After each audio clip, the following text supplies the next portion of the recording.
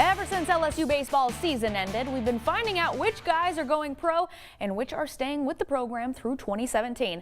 Looks like they're going to have a good group coming back, but a lefty they thought would return is actually not. LSU has confirmed that Jake Latz is leaving the Fighting Tiger baseball program and will transfer to another school. Latz came to LSU very highly regarded. He was the 2014 Illinois Player of the Year, was drafted in the 11th round of the MLB draft out of high school. The redshirt freshman saw his first action this season, but he was limited because of an injury. The lefty made 3 starts for the Tigers this year, going 0-1, appeared in 7 games, pitching a total of 8 1/3 innings with a 7.56 ERA.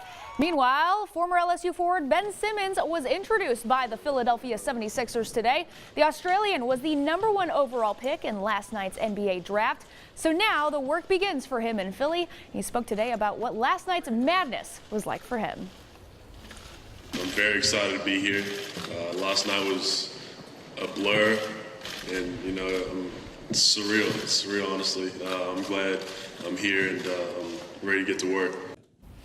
Also today, the Pelicans introduced their NBA draft pick, Oklahoma's Buddy Hield, who was taken 6th overall, and Kansas Jayhawk Cheek Diallo, who New Orleans actually grabbed in the 2nd round via trade. Now this weekend, the Manning Passing Academy is going on in Thibodaux. Archie, Peyton, Eli, along with some help like LSU quarterback Brandon Harris, are teaching high school kids all about the game of football. It is the 21st year of the camp, and for Peyton, this time's different. His first time not playing football, meaning he isn't really throwing around the ball so much at Nicholls State.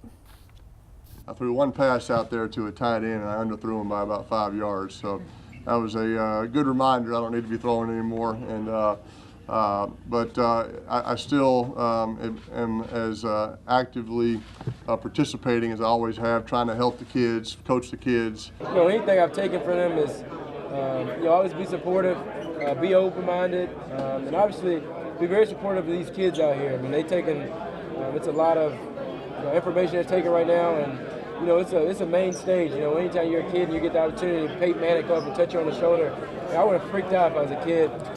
Yeah, I think I would have too. The camp goes through the weekend, wraps up on a Sunday morning. Yeah, I pretty much would freak out too if I know you're you're a big fan, right? I'm a big Colts fan, so I'm a huge Peyton Manning fan. And I remember at the Go Nation show earlier this fall too, got to sit down and talk with Archie. It was amazing stuff. But yeah, being a kid, seeing, if you're a Louisiana guy, seeing Brandon Harris is cool enough, and then seeing all the Mannings as well. Yeah, pretty unbelievable. Yes, well, thank you so much, Amy.